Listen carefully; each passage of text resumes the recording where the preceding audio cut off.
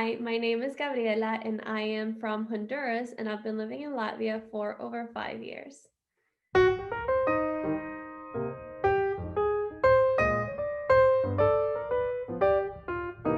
Hi, Hi, how are you? I am good. It's Thank nice to see you. you. Thank you. Yeah. It's a very rainy Riga Tuesday. Yeah, we've had a gloomy day, but I think it's going to be sunny actually tomorrow. I hope so. Yeah. Thanks for joining us and telling us a little bit about you and about where you came from and your story. So let's jump right in. Mm. Can you tell us a little bit about where you were born and where you're from?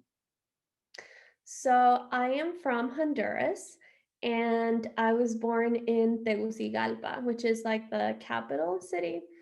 Yeah, so I'm from the capital and I've lived there most of my life. If you don't know where that is, Honduras is in Central America, exactly in the middle. And yeah, it's summer all year round. So we don't have like the four seasons, and it's very warm, and we have like beautiful nature. It's a really nice place. What's the city like? Is it a very big city? No, it's just like a million people-ish. It's like a small town and it's like surrounded by the mountains. So it's kind of like a crater because yeah, it's surrounded by the mountains and it makes it a little bit less warm because if you go like to the coast, then it's really warm and humid. But since we have a lot of mountains around the capital city, then it's still warm, but not as warm as in other areas of the country. Yeah. And what's warm? Warm is, I think, 30-ish degrees. Okay, I think between 25 and 30, 33. Yeah. Awesome. So it's just paradise. It sounds like it. Yeah. It sounds very nice for people who don't like winter. Yeah. Yeah. And the funniest thing is that you just take that for granted. So, days are blue, the sky is blue, it's sunny, it's warm. You can basically go to the pool or to the beach anytime you want. Um, and that's just your normal life. I definitely didn't appreciate it as much until I came here and I realized the importance of sunlight in my life and in my mood and all that. Yeah. Hmm. So I come from a very sunny summer country.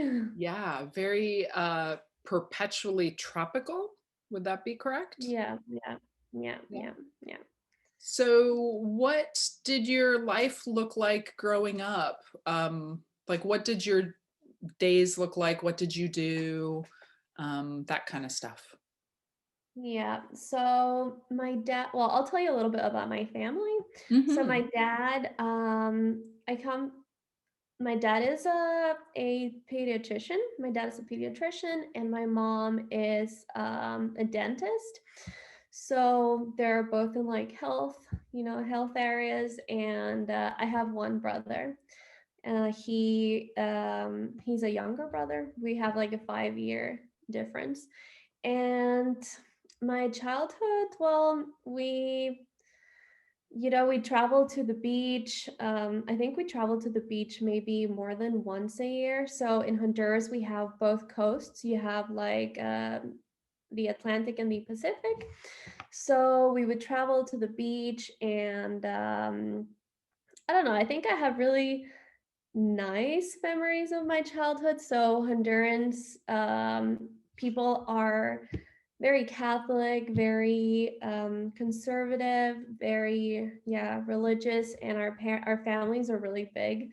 So I have lots of cousins and aunts and uncles, and so it's a really big family. And overall, I think I had a pretty lovely childhood. Yeah, I don't know what else I can tell you. What are the I guess this might sound a little bit weird, but I can't think of a better way to phrase it. What Yeah, are yeah, like yeah. the steps in a child's life or kind of growing up in Honduras? Like what are the major milestones that you can think of?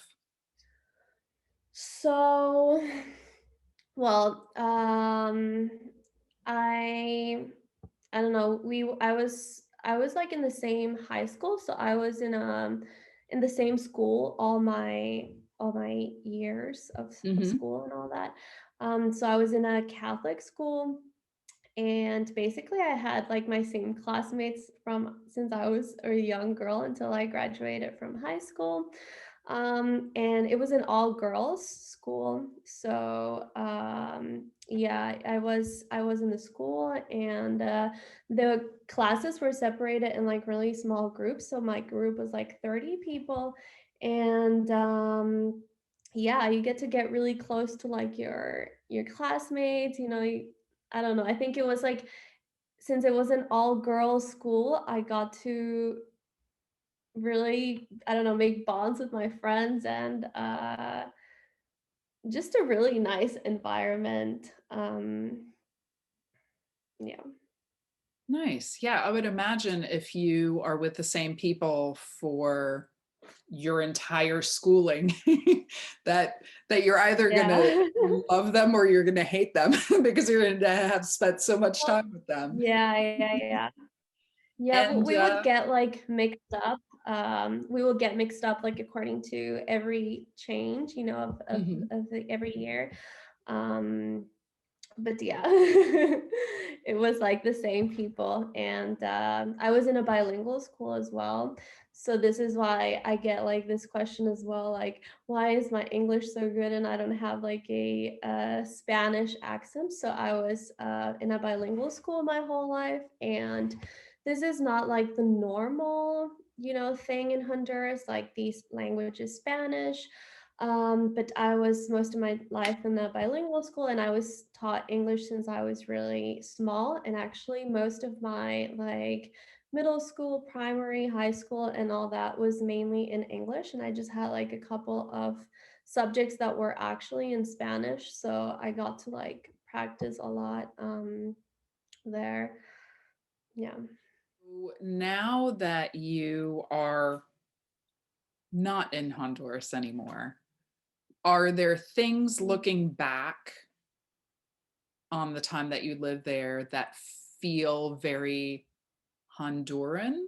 Are there kind of elements of how Hondurans are or what like things that happen in Honduran culture that you now notice, oh wow, that feels really Honduran to me? Yeah. So, yeah, definitely like Honduras is a very, there's a lot of poverty in Honduras, right? So there's many differences between social classes, and you can really see, for example, um, someone in the street and kind of determine where they're at. So I think that that's something that you know about, but you see it so much more once you leave. That so yeah, I think my family was more or less, you know, a hardworking middle class. Um, but my family, like my mom was a stay-at-home mom until when my brother was born, because he was born with like some really severe allergies. So, you know, they had an agreement between themselves, and my mom was very stay-at-home mom, so she was very close to us. We have a really good relationship with her because she was there and, you know, taking us to birthdays and all that. And my dad was always working really hard. So yeah, I had left, you know, I traveled when I was younger. We took like our first we did some international trips somewhere around Central America. I think I was in Nicaragua and in El Salvador, but I also traveled to the States a couple of times. And that's something that you notice, for example, of back home, is all the inequality that there is. So like I think that from all the inequality and the poverty, there's also some like drug problems. So the culture is, very, people have very big walls around their houses, not like they have like a small fence, but they have like an electric system to kind of secure their space, and like big walls. Or we're just always traveling by car. You never really walk. Like, even if I had like a convenience store, around the block, I would always drive. Like, that was just like the normal thing that you do. So that's something that, when coming here, I realized like, wow, walking is just whole a whole different thing. And it's not because things aren't close by, because okay, Riga is really small. And I think my home, like the capital of Honduras, is still small. Not as small as Riga, of course, but there are some things that you could, for example, go in a walking distance, but you just wouldn't. Or, for example, neighborhoods that are just very secured, or that there's always some security person in the entrance, stuff like that. Um, yeah. So it sounds like you're saying there's a lot of financial inequality, and that as a Yeah. result, people are concerned about security because they're concerned that people who have less are going to want to take from people who have more. Am I basically Yeah. understanding that Yeah, yeah, correctly? yeah. Yeah. There's definitely like a safety issue, like situation.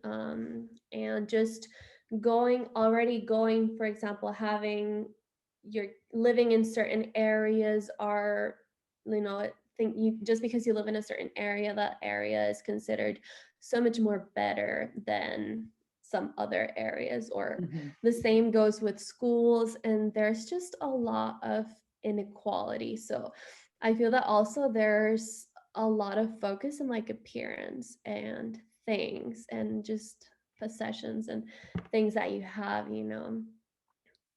I feel even in between like a school, I don't know, I feel that there's a lot of materialism, if I may say that. Yeah. I mean, you can No. say whatever you want. It's your experience and your Yeah, yeah. interpretation of that experience for sure. Yeah. So it's definitely, I think that I was very blessed, to be in the circumstances, and in just that I was. But I definitely could see it back then. But I think that you see it so much more when you're not there. Yeah. Mm.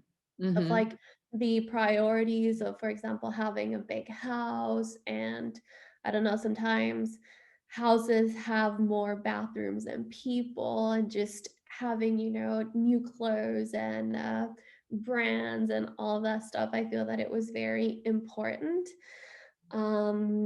Whereas, yeah, for example, I see it here so much more or less, and maybe not particularly here, but just in general in Europe. And while I met people from other places, so I could see the differences. Yeah.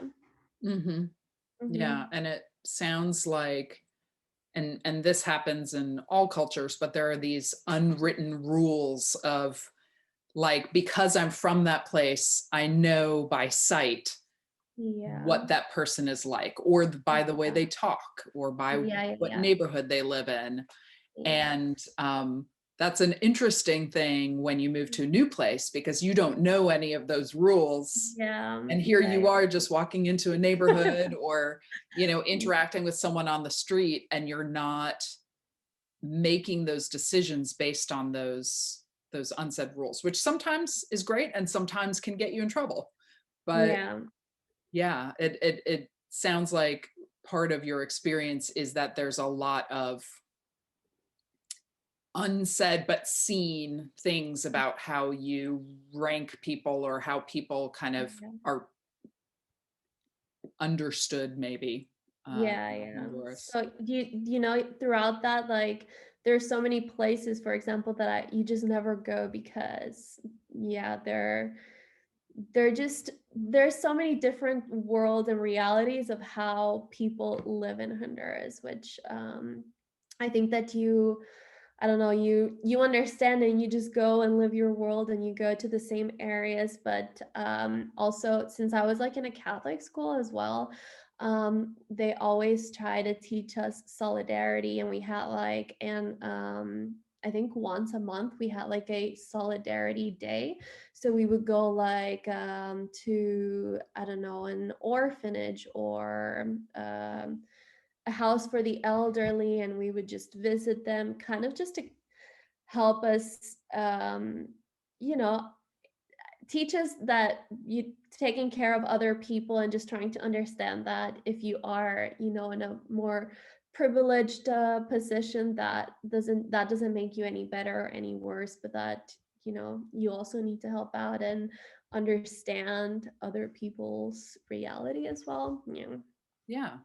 Well, that's nice because it sounds like things are one way, but there's still was at least at your school an effort to maybe have more interaction across those, or at least have some sense of understanding of what circumstances other people were living in. Yeah. So when did you start to think about living outside of Honduras? And if that process maybe started with some travels, or what did that look like? When did you start playing with this idea that maybe you wouldn't live there? So I think it started all because of my parents. Because my parents, have always been super supportive, and like I said, they've always worked really hard, and they've always, pushed us to really be our best and try to achieve, to be, I don't want to say overachievers, but just to always aim high, right? So my parents would always like push us to have good grades, and I think both me and my brother, we always were like really good students. And that was kind of like the point behind it. They were like, oh yeah, study hard so that you can have a scholarship and you can go abroad, because education abroad is always seen like superior. And I think that they were just trying to encourage us to do better so that we can do good for ourselves. So that's kind of how I started with the idea. And initially I wanted to go to the States, because I think that that's just a normal thing. Okay, not normal thing, but if people are aspiring to go somewhere abroad, they want to go to the States, and because that's the closest, kind of like the closest thing. And I feel that a lot of people from, let's say, bilingual schools in Honduras, they really try to apply for scholarships there. So I think that I tried for my bachelor, but honestly at the moment I felt that I was a bit immature, and I kind of wanted it but didn't want it at the same time. It was more of my parents kind of like encouraging me to do it, but I think I was just not ready at that point. But it's always been just an idea that I've had since I was like younger. And also, for example, when I was always really into Europe. And even for my 15th birthday, that in Honduras, this is more like a traditional thing. I think that now, like, people don't make such a big deal about turning 50, but the quinceañera, and people Mhm. used to have like yeah, this big parties because you're 15. So I was never really into that. Like, I never wanted like a big party, but I remember that I told my dad that I wanted a trip to Europe. That's what I wanted for my 15th birthday. And obviously he couldn't pay for that. Like, it was too expensive, and I never got it. But it was just always an idea about, I don't know, moving to Europe and just fantasizing and trying wanting to travel and just see all of these cities that you see in movies and all that. When did you actually decide to leave Honduras, and why? So So before, like after I graduated college, so I have a bachelor in engineering, right? And I really wanted an engineering job, like an engineering job experience. And in the capital, there's just more like banks and NGOs and stuff like that. But all the like factories and all the, industrial area is close to the coast, obviously. So I moved there, and I found a job like really fast after graduating, and I was living there for 2 years and a half. So um, that is kind of like when I decided to start searching for my master's and really thinking about moving to Europe. So I was in this job and it was a really great job. I was having a great work experience, and it was like my first time really moving out of my house, at 21.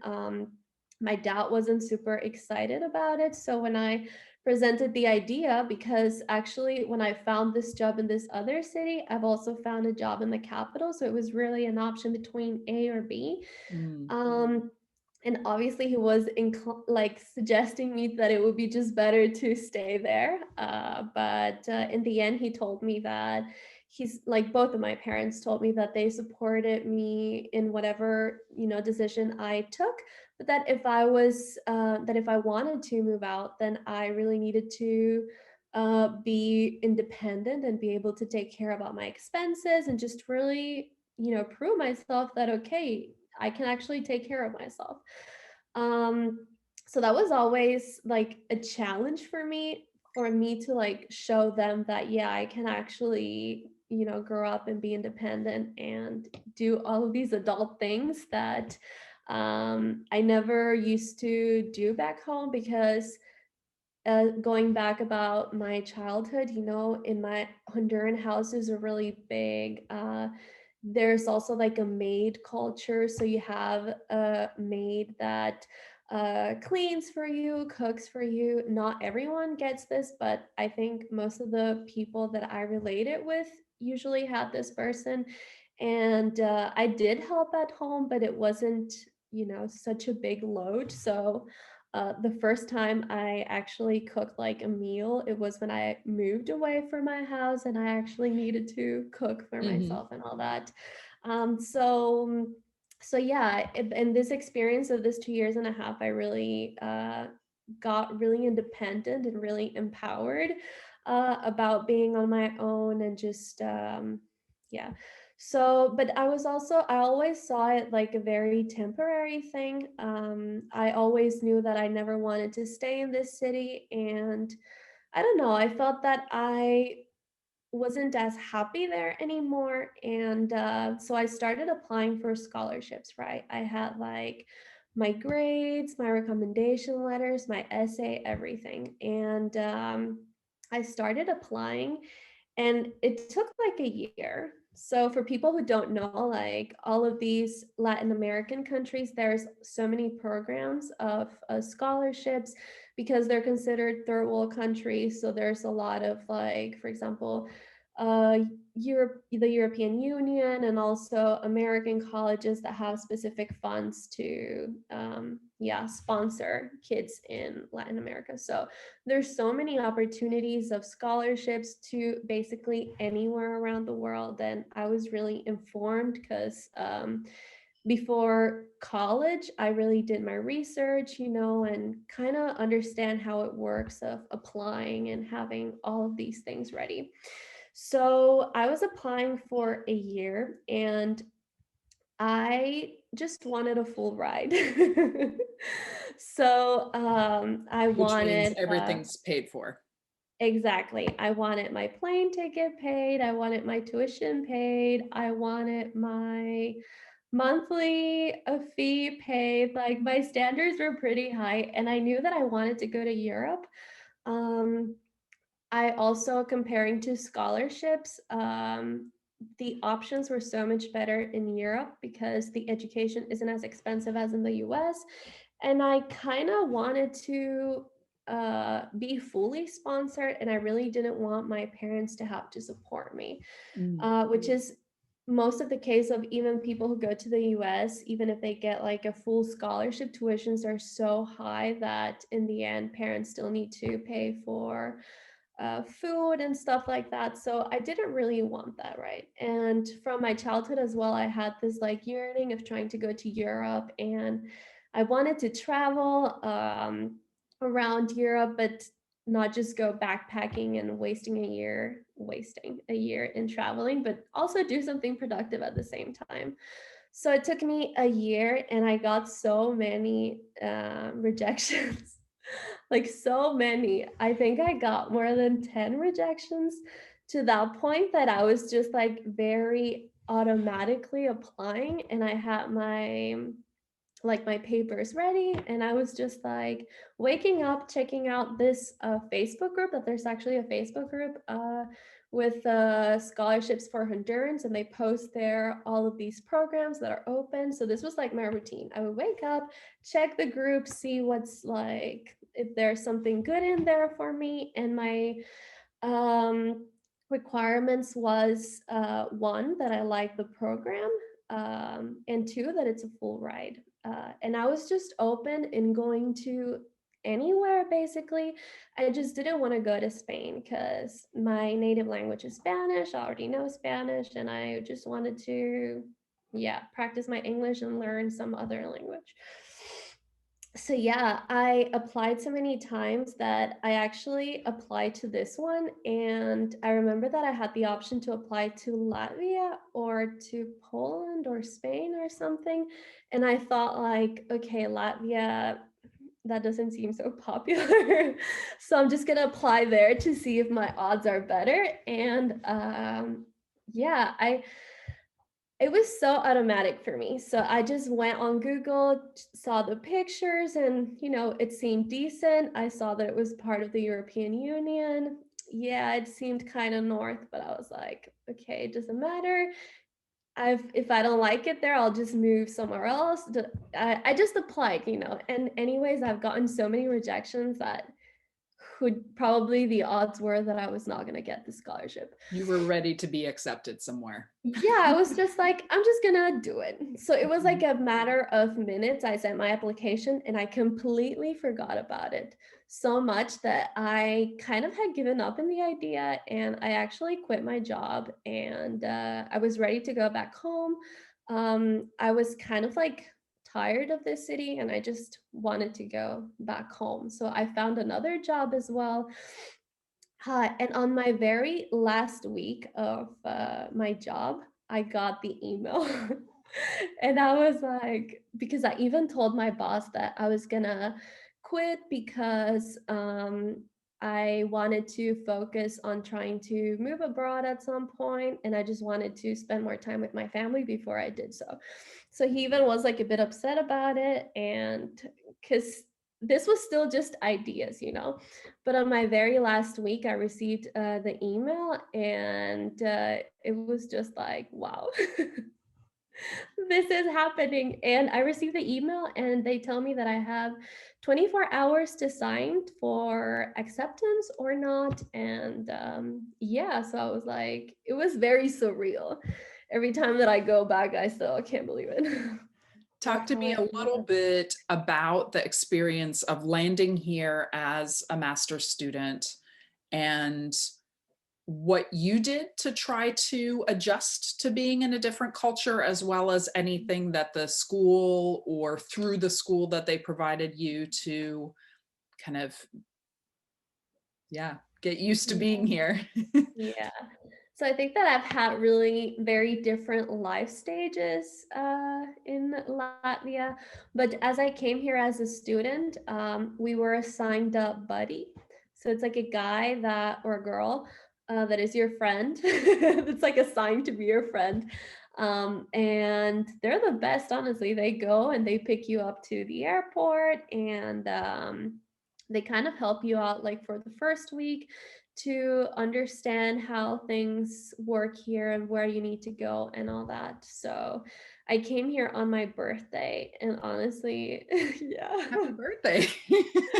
Yeah, no, but I came that day on my birthday, right? And it was Yeah. like a very Away from Um, your family and your friends. yeah, so it was like a weird feeling, like obviously excited, but also it's my birthday and I'm in a new place where no one knows who I am and that it's my birthday. But so yeah, I had this buddy. Actually, my buddy couldn't make it, and I was assigned to someone else's buddy. So there was this girl, and she was taking care of me. And turns out that on the same day, almost like we just had like a 30-minute difference. There was a girl from Panama who arrived the same time, and we met in the airport. And so my first year, I lived in the dormitory, and we met in the airport, and we were on our way to the dorms. So we just decided to, be flatmates, roommates. So yeah, I had this person, and on my first day, they were really guiding us to, for example, go to the e-talents and go to the university to do all the paperwork and take us to the bank to open a bank account. So I think I was very blessed in that sense, and that the university also provides this help, because I don't know what would I've done if I would have had to do this on my own, because it just felt like a being in a different dimension. I've only been to the States and or somewhere in Latin America, but Latvia and Europe just really felt like a whole different world, and I've never been in a place that I can understand or read or what's going on.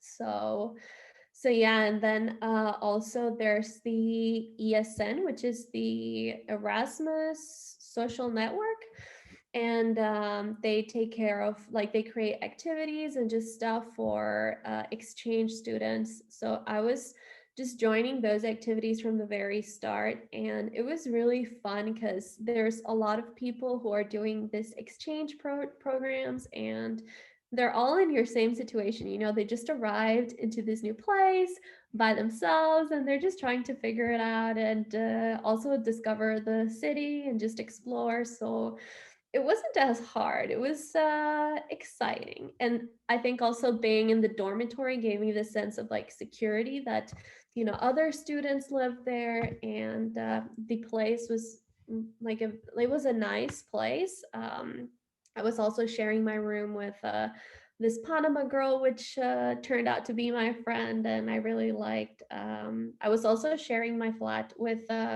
some girls from Libya and Morocco, so that was like very different, but it was just a nice experience, and I think that I had this extra help to kind of introduce myself to Latvia. But the funny thing is that since I was an exchange student and I was only studying in English and all that, that I think I met maybe 3 Latvians on my first year here, and I was just like very as an outsider and just very separate and living this Erasmus student life that yeah, I didn't really have any Latvian friends or had to speak to Latvians or anything, because we were Hmm. just a group of students and having fun.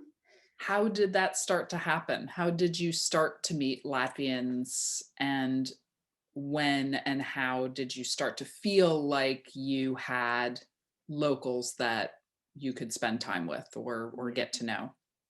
It was tough, and that happened on my second year here, because actually my scholarship program was just for 1 year. And I had a very generous scholarship, but it was just for 1 year. So my second year, I really needed to figure out what to do. So of course, I traveled a lot, and I've saved a lot, and also had my savings from back home. But obviously I needed some sort of like income, for example, to pay rent and stuff like that.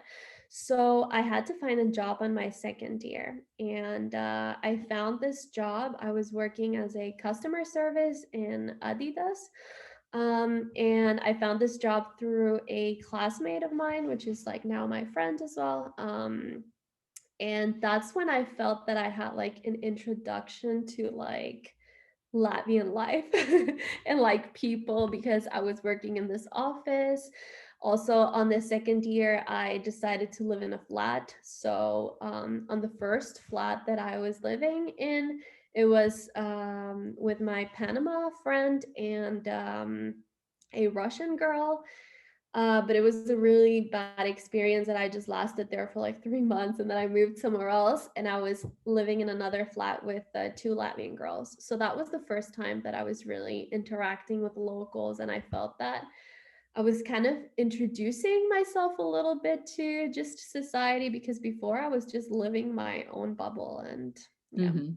So Mm. in kind of starting to get to know Latvians and being in Latvia for, a year, 2 years at that point, what are the things that you remember feeling really stood out to you about Latvia or Latvian culture or Latvians that either was very, very different in a good or a challenging way for you? Mm. So I think that there, obviously from the start, you realize that people are more quiet. And for example, at the shop, people don't want to have like a small chit chat or even smile at you for that. Um, but I also, for example, started noticing that in public transportation, people were so quiet to the extent that even in public transportation, it was just not okay to like make a noise and speak. And for example, I remember once that I was having a call with my mom and I was just like on the bus on the phone, and someone was super annoyed at me because I was speaking Spanish on the bus, and I was like, okay, this is just another level. Um yeah, so I remember like that those was one of like the first experiences. Or also when I was in my job, I was working, right, and there was this Latvian girl, and she, I don't know what was she talking about, but she was just saying that how uh how she thought that people who were just walking down the street by themselves and they were just smiling, like, why would they do that? They're for sure crazy. And I was like, oh my God, I'm so crazy in this country. Because I think that, more or less, I am a happy person and I go around smiling, and that's just part of my culture. And I was like, okay, that's not okay here. And I thought to myself in a very like humorous way, like, okay, I'm crazy in Latvia, fine. Yeah. Yeah, and And that's it was funny. Yeah. yeah, it's interesting because you have to make a decision then of like, am I Yeah. gonna do this less? Am I gonna do it the same amount? Yeah, yeah, yeah. What am I willing to Yeah, I've never thought about it until she was saying, I was like, yeah. Or also like those first experiences, I also realized that people here are like very genuine when they ask you how you're doing and how you are. And I feel that we are also to some extent, like for us is like, hi, how are you? Like it's just comes together with a hi. You don't really care if they Mhm. reply to you or not, but you just say it like. And I remember my flatmate, once she was coming into the flat and she was telling me like, why do you keep asking me that? Do you really care? And I was like, at the moment, I was so shocked because I thought, oh my God, this girl is so rude. But then I, thought to myself, do I actually care how she is? Like, so that kind of struck me in a negative but also a positive way, because yeah, if you're actually asking someone who they are, you should care about their response or just not ask. Mhm. Yeah, well. You talked about having several phases in Latvia, so what came after this phase? So the next one was when I graduated, right? And that's when I kind of like on my second year, it was just a very tough year because I was studying and working at the same time, which I've never done. And it was tough. And I was also trying to decide what to do with my life, if I should go back or if I wanted to stay. But on my years of like being a student, I got to travel so much, and I really fell in love with like the lifestyle here and also the mentality. I loved the accessibility of just being able to travel. Also, like the work life balance. And I don't know, I feel that the perspective of just like having being more content with things and just enjoying life for what it is and not just always trying to grind and all that, just to buy a big house and a big car and all that. So I decided to stay, but that was like a very complicated, like I wanted, obviously, but I needed to find a job who would sponsor me, right? Because I'm not European or have any, connections here. So I and here like the Latvian law gives you a permit for 6 months after you've graduated, but it's really silly because it just gives you the ability to stay here, but it doesn't, like, if you find a job, you need to find a job that actually sponsors you and provides you with the visa and the documents that you need. So I was actually super lucky, and I don't know. I feel that my whole Latvian journey, and just from since I moved, things just started happening. And I was searching for a job. It wasn't even that hard. I found a job through one of my colleagues, which was like he was in the warehouse, and he was a Russian, so his English wasn't so good, and we even sometimes needed like a translator to communicate each other. But sometimes we spoke, and I remember once that I went to the warehouse because I needed to do something, and I was just complaining about life and that I needed a job that would pay me more to actually, have a Mhm. decent life.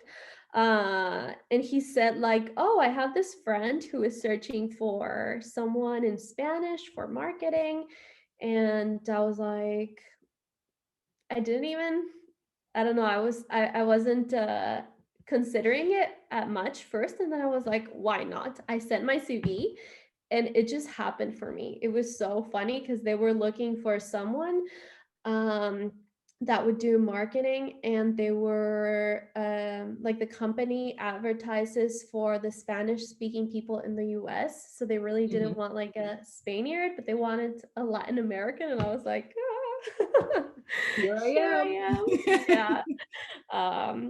So yeah, I feel that that was like the next phase of me really incorporating myself to Latvia, because I feel that when I was a student, it was always like in a limbo phase. And yeah, this is where I am right now, but who knows if I'll stay or not.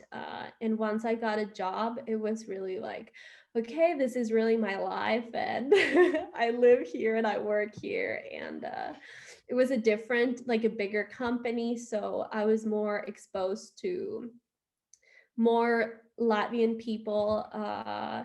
And that was also when I, like, all of my friends and the people who I studied with, they usually went back to their home country or, to wherever.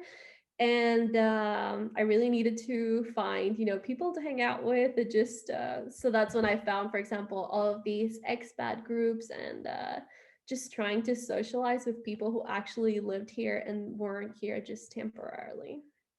Yeah. So it was just a process. Mhm. Is that the last phase, or are there more phases? um, well, no, I feel that the next phase was when, so at this time I was working, but I still wasn't 100% sure if this is where I wanted to be, because I really loved Europe and I really like this country and everything, but see its flaws as well. So I was like, maybe this isn't the right place for me. And I started learning German with the idea of trying to move to Germany. Um, because I wanted like I don't know, more variety, diversity, which is something that, Latvia lacks. And I felt that it was just a bit too small. So I was searching for that. and learning the language. But then I met my husband, and so that was like a different phase because I think that until I met him, I really, for example, got to be in like a Latvian family environment and just be more in connection to Latvia. And I kind of felt more like at home and that, yeah, this is actually my place and all that. So it's just been a journey. I met him in, it's actually going to be 3 years. 3 years. Yeah. So, Wow. yeah. Well, that's a great segue to my last question, but it's a big question. So answer it Yeah. however you want. Yeah. At this point, now you've been here for 5 years, you've gone through all of these different phases. What are your reflections about belonging? Like, how and when do you feel like you belong here? Mhm. How and when do you not feel like you belong here? Where are you at with that now? And maybe even going into the future? Yeah. So that's like a really tough question. I think that now I feel more like belonging for me is more in regards to people. It's not like a particular place. So, for example, I try to go back home at least once a year, but I, because my brother was living in the US, now he's living in Spain. But I didn't always go back home, but sometimes we would meet in the US. My parents came here as well. We have like an all and get together here. So we just meet wherever. And I feel that I've gotten to the point that obviously my home will always be Honduras because that's my home country. And, that's where I grew up and where, since I have such a big family, that's where most of my family is.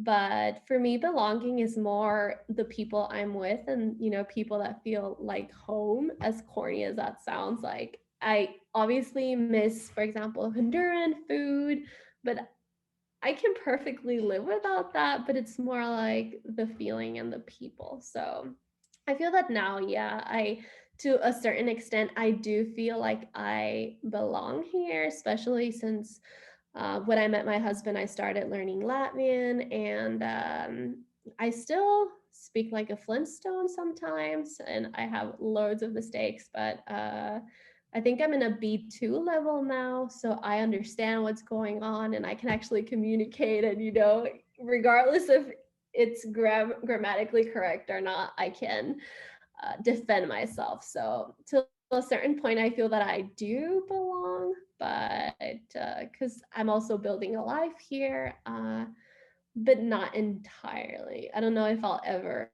entirely feel like, this is home. I don't know. Mm-hmm. But Mm-hmm. I don't know. Yeah. Any last thoughts or anything you want to add?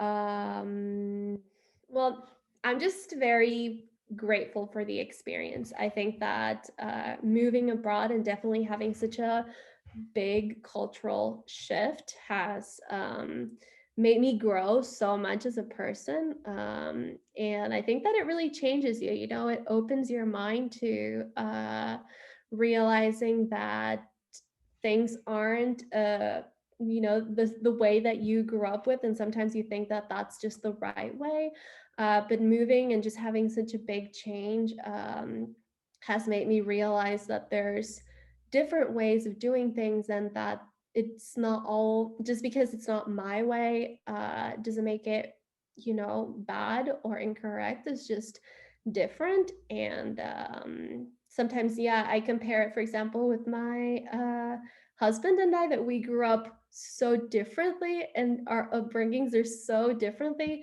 but in the end, we still have the same values, and that kind of, we connect in that way. And yeah, it has really opened my mind, and I feel that the whole experience has made me so much better that I don't think that I would ever, I could never be the same just staying at home and just being in my comfort zone and in my house with my people and my little bubble. But Yeah, it has definitely made me grow and change so much, and I'm super grateful because I feel I've matured a lot. Yeah. Well, thank you so much for sharing a little bit about yourself and for taking the time to tell us about your story today. And yeah, good luck in getting to meet up with your family again soon and going forward in your life here and in general. Thank you. Thank you.